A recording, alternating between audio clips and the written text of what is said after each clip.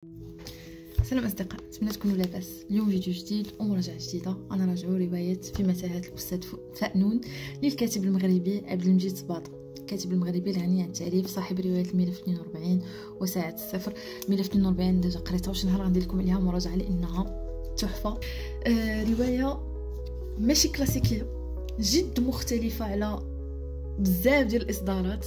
تكتبات بطريقه كما قال لنا الكاتب اليوم مناقشه، طريقه كالديسكوبيه. والكالديسكوب هو واحد الجهاز اللي كنشوفوا عده قطع ملونه وكتعطينا صوره كامله. وكان حتى واحد المسلسل اللاتي هذا سميتو كالديوسكوب، كانوا داروه في نتفليكس. غير باش تفهموا الفكره، باش نشرح شويه المسلسل وعاد نرجع للروايه. كما كتشوفوا كاين بزاف ديال الالوان. فكره المسلسل المبتكره هو انك يمكن لك تشوف الحلقات بشكل مبعثر، وهما سموا الحلقات بالوان. يمكن لك تفرج الحلقه اللي مسميه يالو، ما تفرج الحلقه اللي فيها ريد، 7 الالوان ديال الطيف. وما حدك كتفرج، ما حدك كتلقى الخيط الناظم ما بين القصه كامله، وغتفهم ليستوار كامله في الاخير وانت كتفرج بطريقه مبعثره. الفكره ديال الروايه نفس الشيء، ولكن حنا عندنا قصه مختلفه. هنا راه عندنا قصه ديال سرقه بحال داكشي ديال لا كاسا دي بابيل. هنا لا، الكاتب ابدع بمعنى الكلمه. الروايه كتجي في 600 صفحه وما تخلعكمش. 600 صفحه ما غتحسوش بها. انا قريتها في وقت قياسي لانها مشوقه جدا. فالفكره ديال الروايه انها كتجي في 14 الفصل.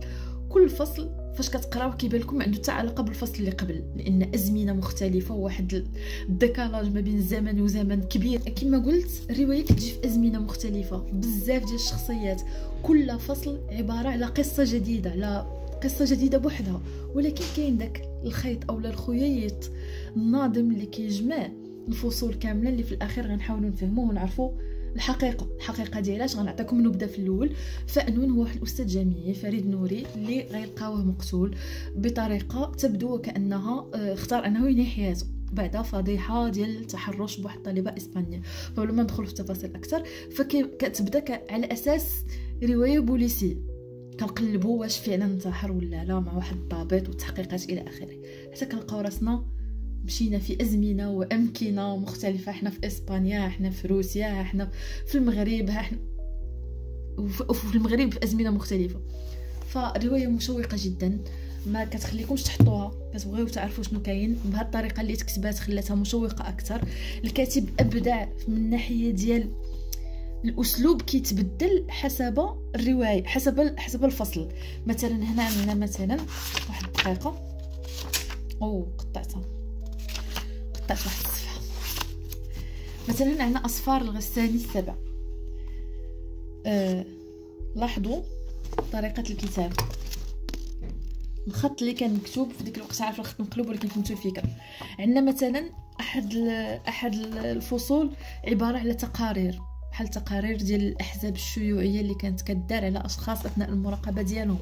عندنا فصول اللي عندنا الراوي المتكلم كيحكي على تجربته. عندنا فصل ديال واحد السيده مصابه بالزهايمر ولا في اواخر الايام ديالها، وكتعاود وهي مرتبكه وكتعاود احداث ناسيها، وهذا ومع ذلك سنجد الخيط الناظم وسط الحكي.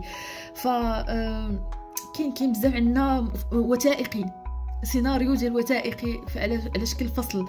يعني بزاف. انا صراحه قريتها هذه شهر وما متذكره جميع التفاصيل، ولكن اللي متذكره انها روايه صراحه مبهره، روايه مشوقه، وكنتمنى انكم تقراوها وتشجعوا الادب المغربي صراحه، لان راه عندنا ادباء مغاربه تبارك الله عليهم ما عندنا ما نقولوا، وبالخصوص هذه الروايه هذه.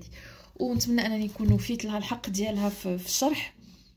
وهادشي اللي كاين. الا كنتو قريتوها خليو لي كومونتير في هنايا، وكتبوا ناويين تقراوها خليو لي كومونتير. الروايه كنا ناقشناها في نادي سفاري القراءه بحضور الكاتب، وزاد وضح لنا اكثر الفكره ديال العمل ومجموعه ديال الامور هنا. وهادشي علاش كيعجبني نادي سفاري القراءه، هذيك القراءه الجماعيه اللي كنبقاو نتناقشوا فيها الافكار اللي ربما راه كنقراو نفس الروايه وكنختلفوا في وجهات النظر. ف بقات واحد الحاجه نسيت، هذه الحاجه مهمه. كاين هنا واحد الدليل ديال خروج المتاهه. لي شابيتر مرتبين بترتيب القصه، ولكن انا ما ننصحكمش تبعوا هذا الترتيب هذا. كيعجبني التحدي، وكيعجبني انني نقرا بطريقه مخربقه كما دارها الكاتب. واصلا هو كاع يمكن لكم تبداو اي فصل بغيتو، تقدروا تبداو اي فصل لهاد الدرجه، لان كل فصل منفصل لوحده وتبقاو تعقلوا على الفصول اللي كتبتوها وتحاولوا تلقاو داك الخيط النظيم او القصه او الحقيقه الضائعه وسط هاد الازمنه والامكنه والشخصيات الكثيره. فنصحكم بزاف انكم تقراو لعبد المجيد السباطه وتقراو له في متاهات الاستاذ فأنون. وايضا الملف 42 روايه رائعه جدا غندير عليها مراجعه بوحدها.